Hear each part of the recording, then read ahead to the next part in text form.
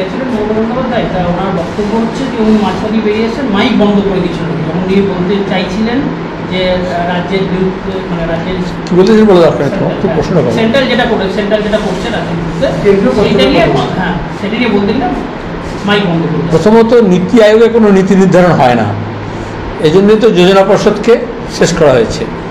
নামে এটা নীতি আয়োগ আছে, কিন্তু সিদ্ধান্ত অন্য কোনো জায়গায় হয়, নাগপুর হতে পারে, নাহলে পিএম অফিস হতে পারে।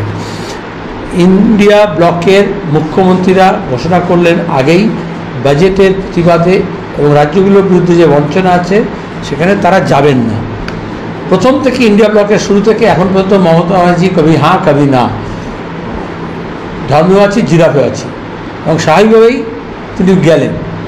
জল মাপেন, প্রথমে যাবেন না, তারপর যাবেন, তারপর তিনি বুঝেছেন গিয়ে হঠকারিতা হয়েছে।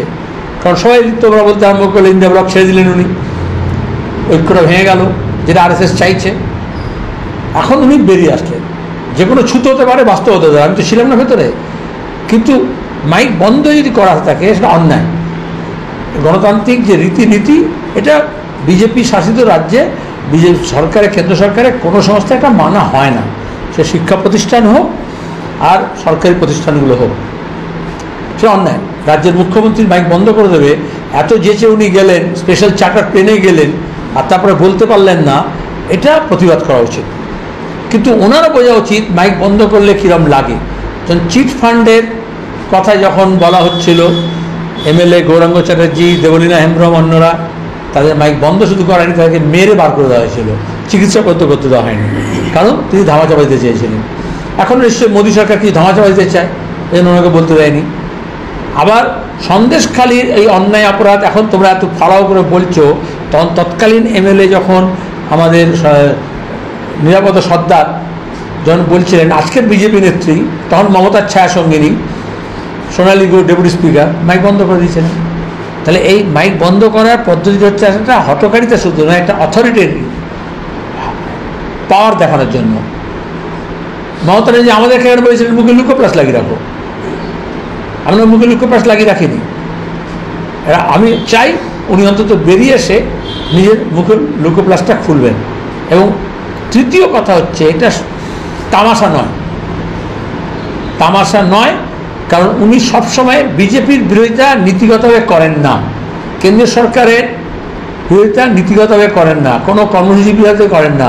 যেটা করেন এই ধরনের ফরম্যাট, মাইক বন্ধ করে দিয়েছে, ঠিকমতো খেতে দেয়নি, প্লেট তুলতে বলেছে, মানে যেগুলো সাধারণভাবে রাজ্যের গরিব মানুষ, মেহনতি মানুষ, বেকার যুব যারা কাজ চায়, শিক্ষা প্রতিষ্ঠান, ইউনিভার্সিটিগুলোতে ভাইস চ্যান্সেলর নেই, টাকা পয়সা, ঘরের টাকা, 100 দিনের কাজের টাকা, এইগুলো নিয়ে কোনো কথা নেই, কোনো উন্নয়নের কোনো স্কিম। উনি বলুন কী কী বকে আছে নীতি আয়োগের কাছে।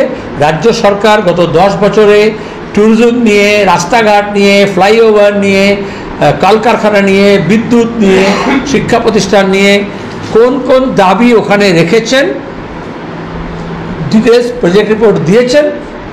নীতি আয়োগ নীতিগত স্যাংশন দেয়নি, বা স্যাংশন দিলেও টাকা বরাদ্দ করেনি, বা টাকা বরাদ্দ করলেও সেগুলো রাজ্য কেন্দ্র সরকার রূপায়িত করছে না। আমরা মাঠে ময়দানে নেমে সেটাই লড়ব। শুধু একটা স্কিম বলতে পারবেন, গত 14 বছরে এই স্কিমগুলো ওখানে পেন্ডিং আছে। আমরা যেমন বলতাম, বক্রেশ্বর তাপবিদ্যুৎ কেন্দ্র দিচ্ছে না, অনুমতি দিচ্ছে না, হলদিয়া পেট্রোকেমিক্যালসের লাইসেন্স দিচ্ছে না, ব্যাংক বিনিয়োগ করছে না, আমাদের এখানে যত শিল্পায়ন হচ্ছে না, কারণ যত ডিপোজিটস হয় তত এখানে বিনিয়োগ হয় না। আমাদের লোকজন যত টাকা জমা রাখে তত টাকা এখানে ঋণ হিসেবে রাজ্য পায় না, যার ফলে বিনিয়োগ হচ্ছে না, বেকার কাজ হচ্ছে না। উনি বলুন, আর এখনও পর্যন্ত গত 14 বছরে সিবি রেশিও নিয়ে, ক্রেডিট ডিপোজিট রেশিও নিয়ে তিনি কভার বলেছেন, পার্লামেন্টের মেম্বাররা কভার বলেছে, উনি কভার বলেছেন। এই ধরনের সাবস্টেন্সিয়াল কোনো ইস্যু থাকলে আমরা সমর্থন করব, আমরা লড়াই করব।